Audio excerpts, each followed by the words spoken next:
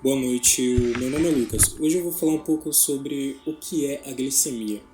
Só que para poder explicar o que é a glicemia, eu vou ter que falar um pouco sobre a insulina. O que é exatamente a insulina? A insulina é exatamente um hormônio.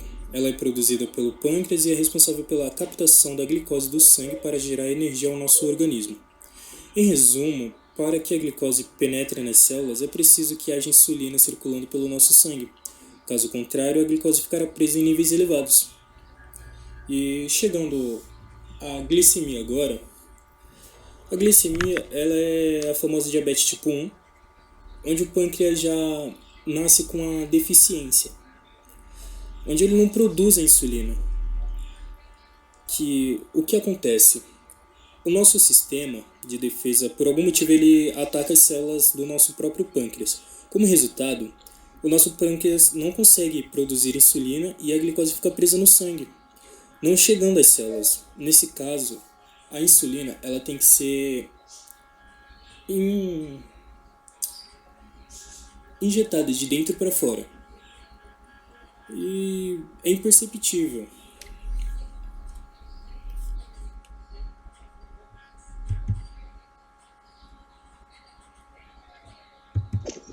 Bom, primeiro vamos falar da hipoglicemia. O que é a hipoglicemia, né? Bom, como o próprio nome já diz, hipo vem de baixo e glicemia seria a energia que a célula usa, né? Em forma de açúcar, né? O açúcar em forma de energia utilizado pela célula.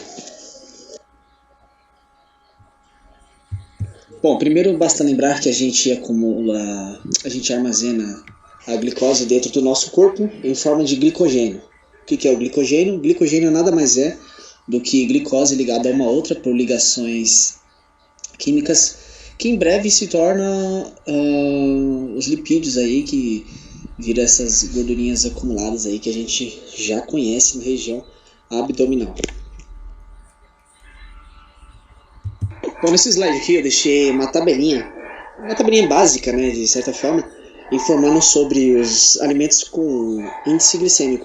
O índice glicêmico dos alimentos, né? Alguns com alto índice glicêmico, o médio aí e o baixo.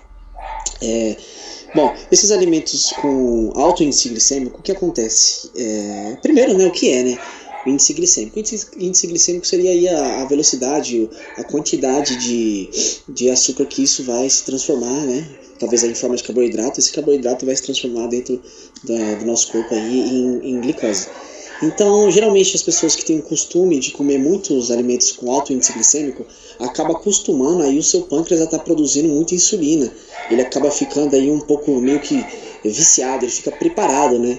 Para qualquer momento qualquer coisa que você for ingerir, mesmo que não seja um alimento com alto índice glicêmico, ele acha que vai ser um alimento com alto índice glicêmico e acaba produzindo muita insulina aí. Então, às vezes, você está comendo uma coisa com índice glicêmico alto e pode estar tendo aí a sensação de hipoglicemia, porque rapidamente o pâncreas já produziu a insulina que vai estar aí armazenando a glicose em forma de glicogênio aí, vai estar introduzindo dentro da célula, que eu vou explicar mais para frente aí para vocês como que funciona, e acaba não deixando na corrente sanguínea aí, que seria o necessário para a gente estar aí com energia, com disposição, né? Bom, deixei uma imagem aqui também, um pouco forte aí, mas para deixar a gente atentos com qualquer sintoma que a gente tem no nosso corpo, a gente tem que estar atento e estar deixando documentado. Documentado eu quero dizer fazer um acompanhamento médico aí para a gente saber qual a razão dos sintomas que estamos tendo. Lembrando que a hipoglicemia ela é um sintoma e não uma doença, tá? Mas ela é um sintoma aí que pode estar... tem diversos motivos. Geralmente as pessoas costumam falar mais do diabético que sente hipoglicemia, mas uma pessoa comum aí pode estar sentindo também, como no exemplo em cima que eu acabei de dar, falando sobre os alimentos com alto índice glicêmico aí que você acaba acostumando a comer, e aí mesmo quando você come um alimento com baixo índice glicêmico, o seu pâncreas vai reagir de forma aí, de uma forma por reflexo mesmo, né? Vamos dizer dessa forma. Bom, mas falando dessa imagem aqui em questão, é um tumor de pâncreas, que também pode causar uma hipoglicemia aí. Então vamos levar bastante sério e fazer um acompanhamento médico. A gente saber qual o motivo da hipoglicemia, por que ela está acontecendo no nosso corpo, pois a gente sabe que o nosso corpo se comunica com a gente em forma de sintomas, a gente tem que saber interpretar esses sintomas.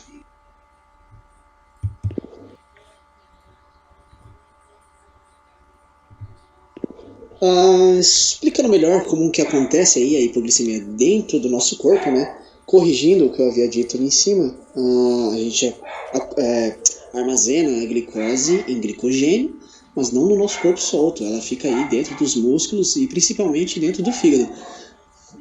Nessa imagem a gente pode ver como que funciona aí para o glicogênio se transformar em glicose e ir para a nossa corrente sanguínea, que é para a gente sentir aquela energiazinha, né? Então vamos lá. Suponhamos que você não esteja alimentado, você não comeu nada, mas você está precisando aí de energia, a sua célula, ela teoricamente está com fome, né? Você está precisando aí de glicose. Então vamos lá, o glicogênio está aqui, tá? Dentro do nosso fígado aí, a gente sabe que é a glicose unida uma à outra, formou o glicogênio dentro do fígado. O pâncreas produz um hormônio que se chama glucagon. O glucagon, ele age aí no glicogênio, ele quebra o glicogênio em glicose novamente, e a glicose aí vai para a nossa corrente sanguínea. Então é assim que acontece aí para o glicogênio ser quebrado em glicose e para a nossa corrente sanguínea.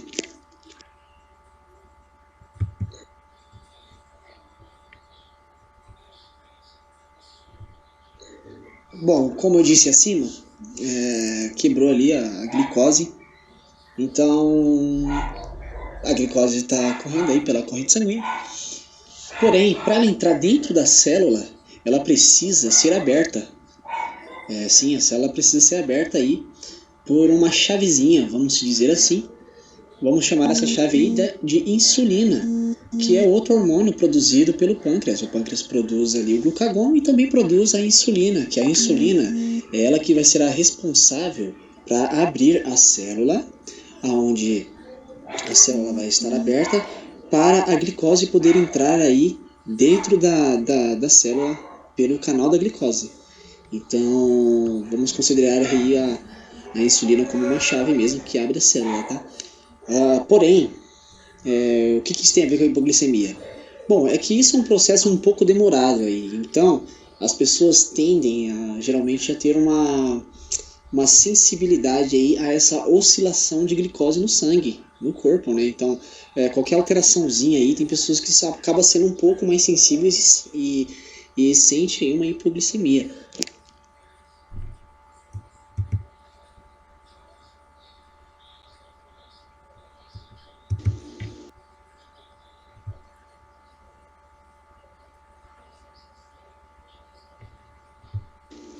Bom, agora vamos falar dos sintomas de hipoglicemia.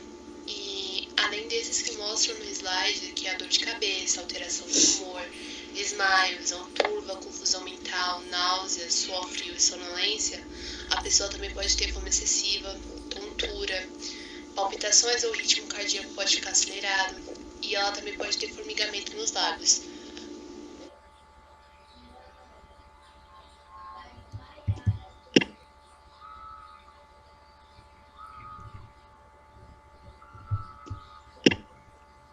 Tratamento para a hipoglicemia.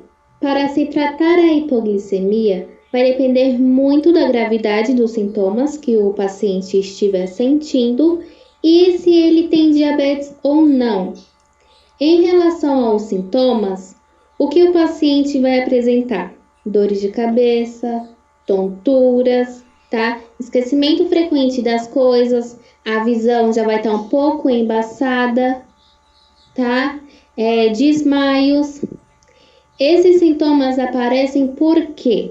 Porque na alimentação do indivíduo ele não está consumindo carboidratos o suficiente.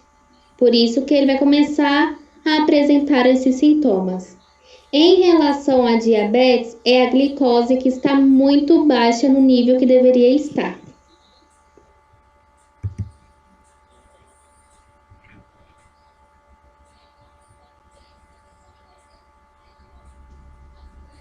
Nesse caso, o paciente vai mudar toda a sua rotina em relação à alimentação. Ele vai ter que consumir o mais rápido possível mais carboidratos e mais açúcar na sua alimentação.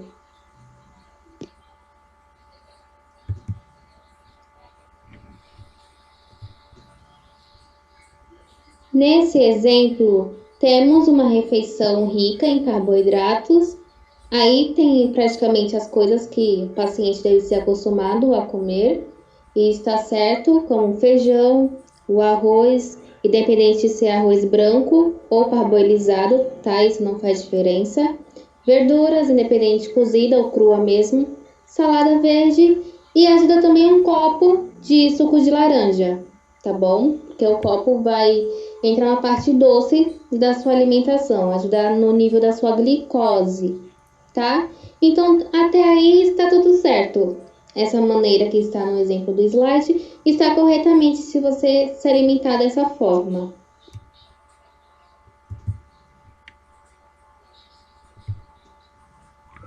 Assim que você consumir a sua alimentação, sempre é bom você medir a sua glicose para ver se ela já aumentou ou se ela está abaixo, se houve alguma diferença, tá? Como você vai fazer? Esse aparelhinho que está no slide, ele se chama glicosímetro. Ele que mede a sua glicose. E não é necessário você ir num hospital ou num posto para você fazer esse teste.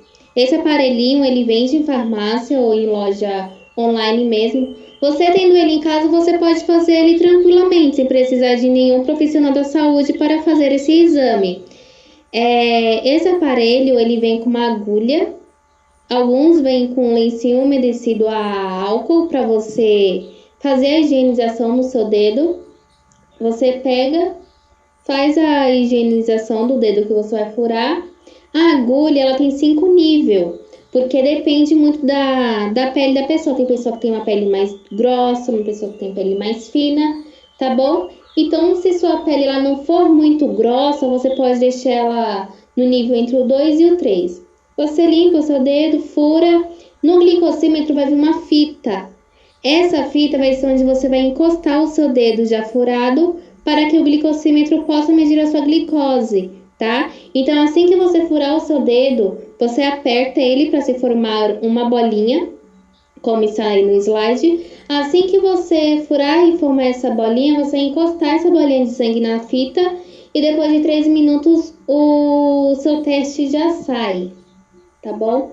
Caso apareça abaixo de 70 miligramas de decilitros, a sua glicemia está muito baixa, tá bom? Caso ele seja acima de 70 miligramas de decilitro, está tudo certo. Independência 93, 95, 123, o importante é que esteja acima, não abaixo de 70 miligramas de decilitro, tá bom?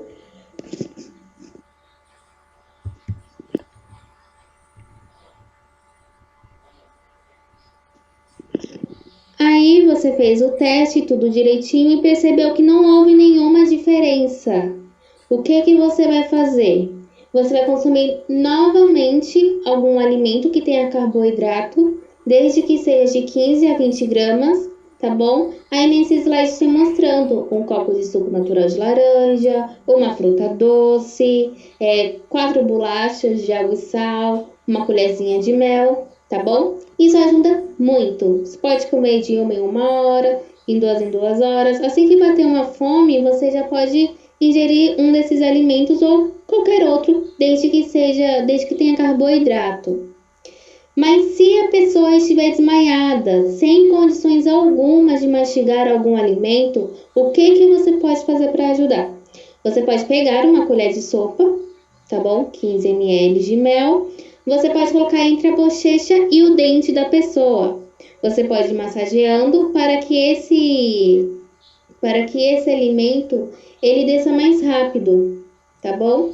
Caso você dê para a pessoa e não haja resultado algum, aí sim você pode levar ela no médico, tá bom? Porque aí o especialista vai pedir alguns exames e investigar mais a fundo para ver se a pessoa só tem hipoglicemia mesmo ou se tem algo mais grave. Mas a partir do ponto que você perceber que você tem hipoglicemia, você vai ter que mudar completamente a rotina da sua alimentação.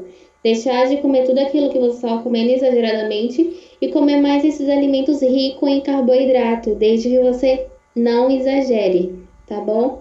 A pessoa não pode exagerar muito no que ela se alimenta para não causar mais doenças piores, tá bom? Sempre comer de acordo com as indicações médicas.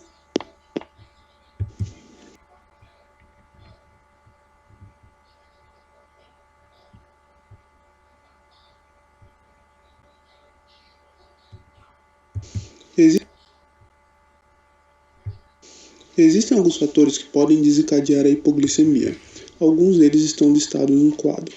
Tendo isso em vista, pode-se dizer que a hipoglicemia pode ser desencadeada através de exercícios físicos, uso de fármacos, tanto de forma indevida como de forma devida, e também por doenças pré-existentes na pessoa.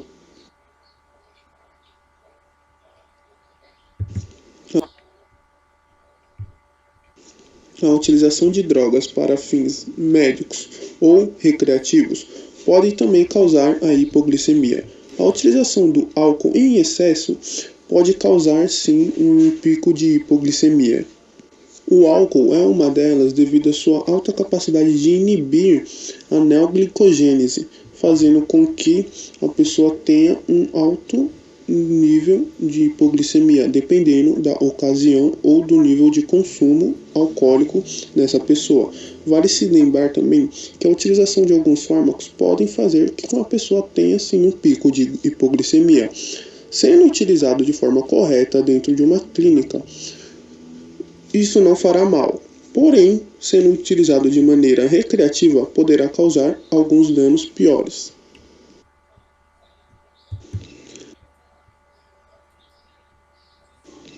Há também a hipoglicemia autoimune, também conhecida como síndrome de Hirata. Esta síndrome possui suas peculiaridades. Dentre essas peculiaridades, pode-se destacar que, assim que a pessoa faz a sua refeição, ela vai ter um pico de hiperglicemia e após 3 a 6 horas ela vai ter uma hipoglicemia. A síndrome de Hirata, normalmente, ela é ligada a doenças autoimunes graves. Uma delas é a lúpus.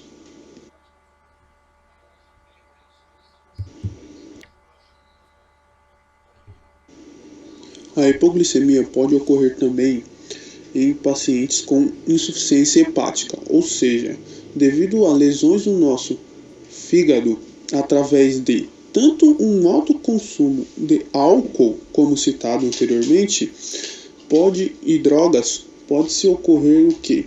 A destruição de mais de 80% dos tecidos hepáticos, podendo causar uma hipoglicemia. Isso pode ser algo grave a longo prazo.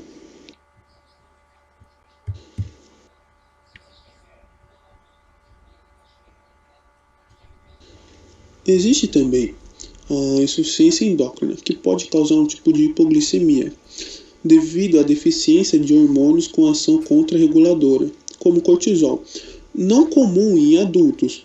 Porém, recém-nascidos e crianças com até mais ou menos 5, 4 anos de idade podem manifestar essas deficiências endócrinas, isoladas ou em conjunto com uma síndrome hipoglicêmica. Geralmente, hipoglicemia nessas crianças ela é ligada a algum jejum prolongado, alguma restrição calórica muito prolongada.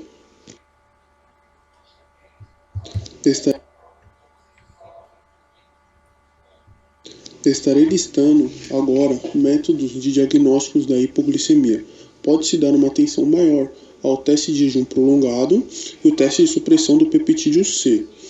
Vale se salientar também que você pode estar usando aquele teste convencional para ver a sua hipoglicemia, porém ele não é tão preciso, ou seja, algumas informações podem ser muito acima e outras abaixo. Então, o correto é, acaso permaneça uma dúvida, você procure um profissional específico e vá fazer um teste mais preciso, né?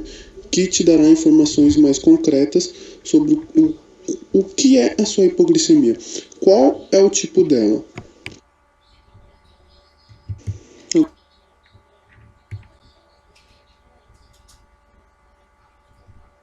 Agora estarei falando sobre o teste de jejum prolongado supervisionado.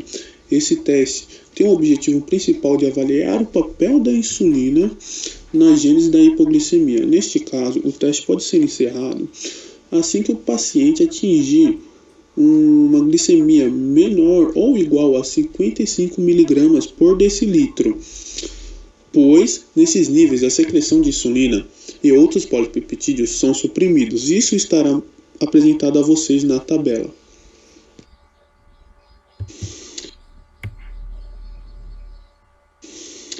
O teste de supressão do peptídeo é um teste que deve ser utilizado para obter informações diagnósticas adicionais nos casos em os quais os testes de jejum não forem conclusivos, ou seja, restarem dúvidas. O uso desse teste como rastreamento talvez seja possível nos casos em que a probabilidade pré-teste de distúrbio hipoglicêmico não seja alta. A vantagem e a rapidez com que é realizado e a não necessidade de hospitalização do paciente é uma grande vantagem. Porém, o maior problema deste teste é que não há dados comparativos com o teste de jejum prolongado e, portanto, a sua sensibilidade e especificidade são desconhecidas. No que esse teste se baseia? Ele se baseia literalmente no fato da secreção da célula beta, que é medida pelos níveis do peptídeo C, ser suprimida durante uma hipoglicemia em um grau menor em pessoas com insulinoma do que em pessoas normais, já que nas primeiras há um foco na célula beta, com secreção autônoma.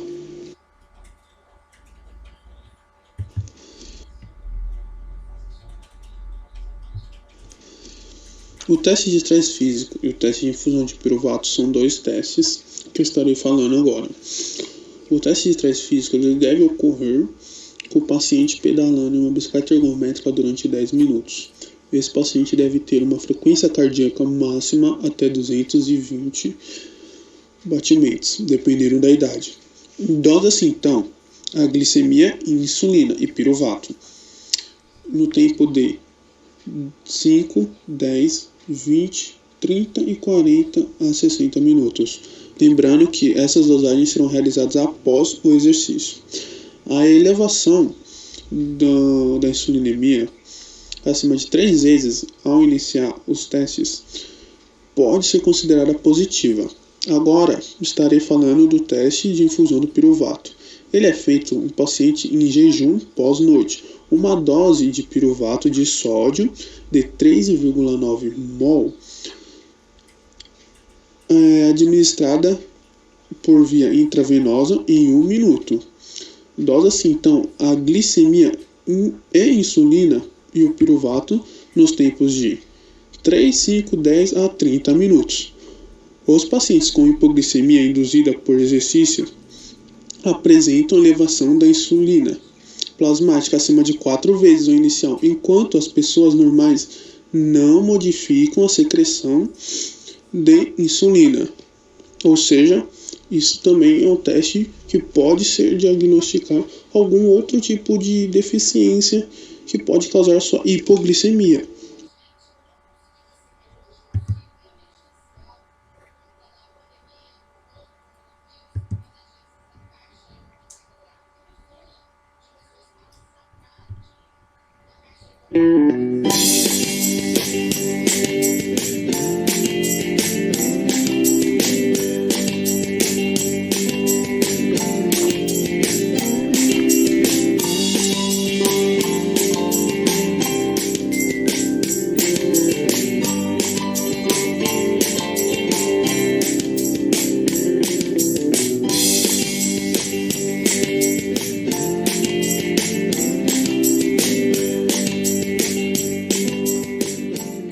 Se considera que a pessoa tem hipoglicemia quando os níveis de glicose no seu organismo estão abaixo de 60 com sintomas e abaixo de 50 mesmo que não tenham nenhum sintoma de hipoglicemia.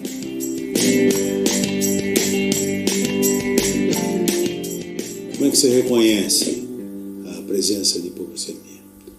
O fato de você ter palpitação, tremores, suor frio, sensação de fome, dor de cabeça, alteração de nível de consciência e, em alguns casos, até perda de consciência. E esses sintomas, às vezes, podem vir separados. Eu posso ter só uma pessoa que se apresenta com hipoglicemia só com alteração psíquica de dificuldade de fala ou de atenção, ou que tenha,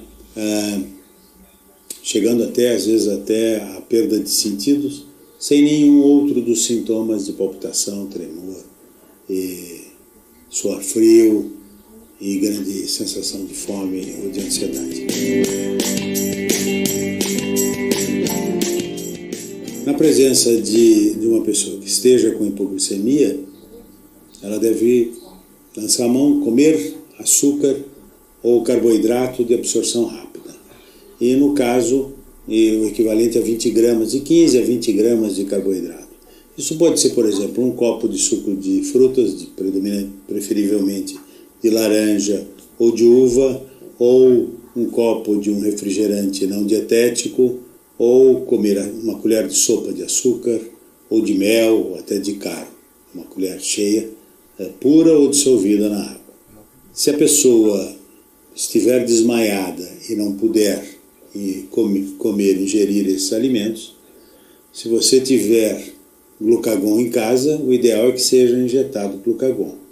Se não tiver, e estiver longe de um local onde possa ser feita uma glicose endovenosa, o ideal é que você pegue uma colher de sopa ou de mel, coloque entre a boca e a bochecha e vá fazendo um movimento leve para que essa absorção seja acelerada.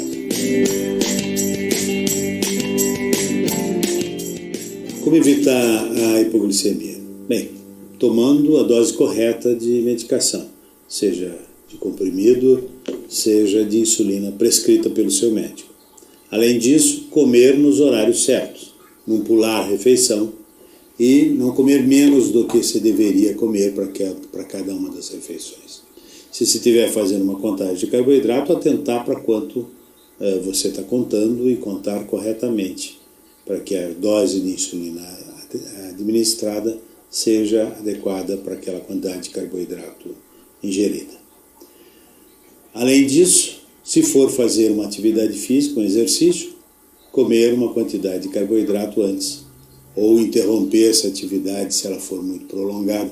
Por exemplo, um jogo, uma criança jogando futebol, basquete, ela deve parar a cada meia hora, uma hora no máximo, de forma a ingerir carboidrato para que não aconteça a queda de glicose. Uma outra situação onde pode ocorrer hipoglicemia que tem que se atentar é durante uma relação sexual, que funciona como se fosse uma atividade física. Então, a pessoa também aí tem que comer umas 15 a 20 gramas de carboidrato.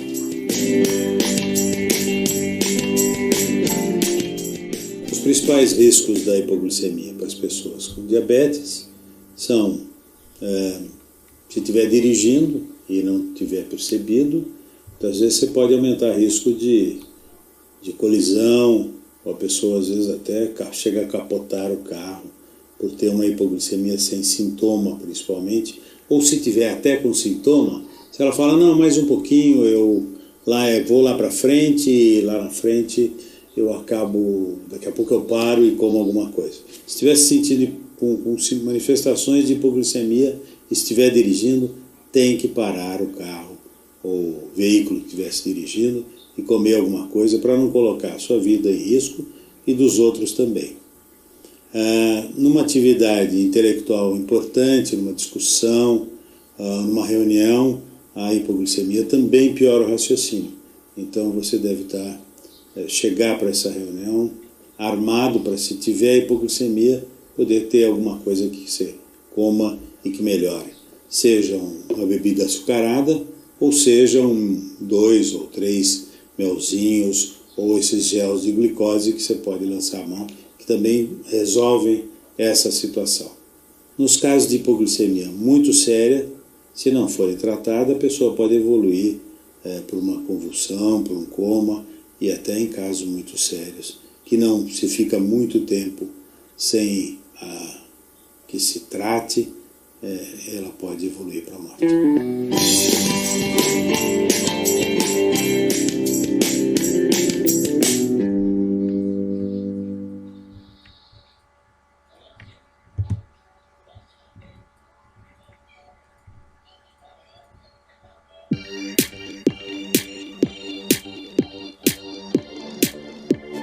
Fala galera, beleza? Meu nome é Felipe e nesse vídeo a gente vai estar conversando um pouquinho, né, sobre a relação do pâncreas e do fígado quando a gente pensa então nos mecanismos de regulação das concentrações de glicose na corrente sanguínea.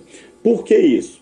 Quando a gente está estudando o pâncreas, anatomicamente o pâncreas ele vai ser considerado então uma víscera abdominal que fica na região superior e média, né, e medial da região abdominal. E ele vai ser circundado, então, pela primeira porção do intestino delgado, que é chamada de duodeno.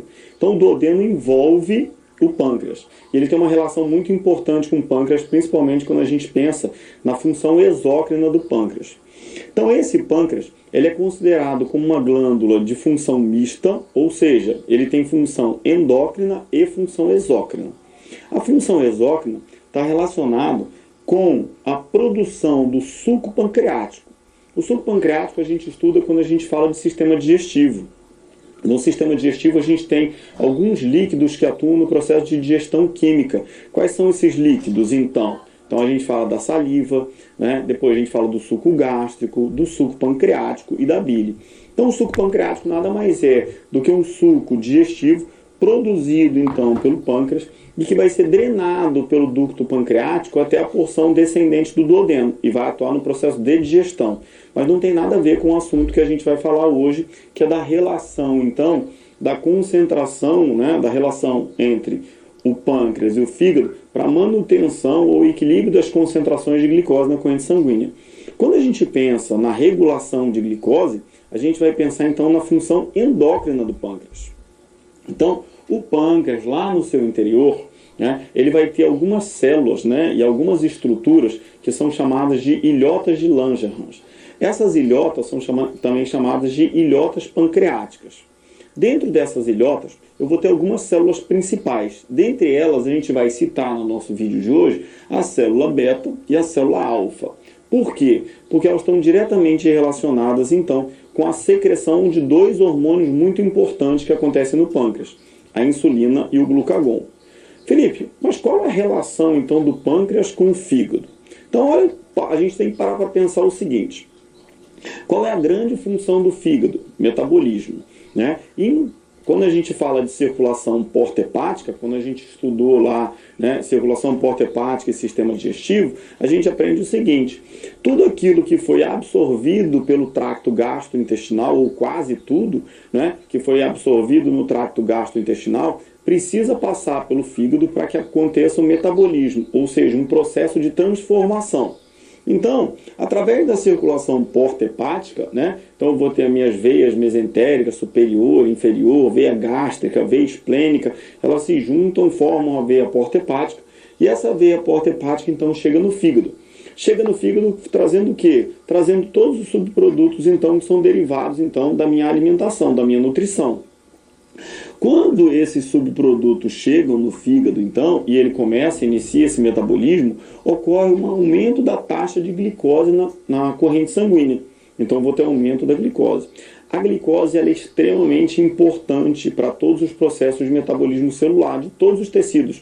Se eu estiver falando, por exemplo, de musculatura esquelética, para a contração de qualquer músculo esquelético eu dependo de energia. E essa energia, na maioria das vezes, ela é derivada da glicose, ou seja, ela é dependente da glicose. Só que eu tenho algum probleminha, né, quando a gente pensa na passagem da glicose para as células, ou seja, no transporte de glicose do sangue para as células. Qual é esse grande problema? É que quando a gente pensa em transporte iônico, né? O transporte mais fácil de se fazer é a difusão simples. O que é a difusão simples? Passagem do soluto do meio mais concentrado para o meio menos concentrado. Então, o que seria isso quando a gente pensa de glicose? Seria a passagem da glicose do sangue para a célula sem nenhum tipo de resistência. É isso que acontece? Não. Por que não? Porque a membrana plasmática ela é impermeável à glicose. Então, essa passagem da glicose ela não acontece de forma espontânea. E é por isso, então, que eu vou depender de uma estrutura que seja uma estrutura facilitadora, ou seja, que tenha a capacidade de abrir as portas para essa glicose chegar até a célula. Então, o aumento da taxa de glicose promove duas funções diferentes no pâncreas.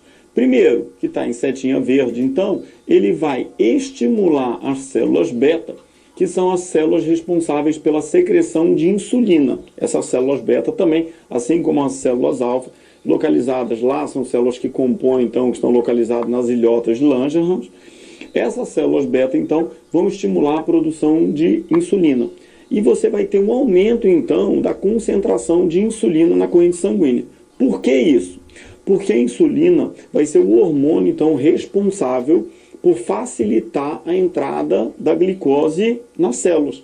Então, o processo de difusão não vai ser um processo de difusão simples, vai ser um processo de difusão facilitada. E essa difusão facilitada vai ser facilitada, então, pela insulina. Então, a insulina é o hormônio que facilita a entrada de glicose nas células. Então, toda vez que eu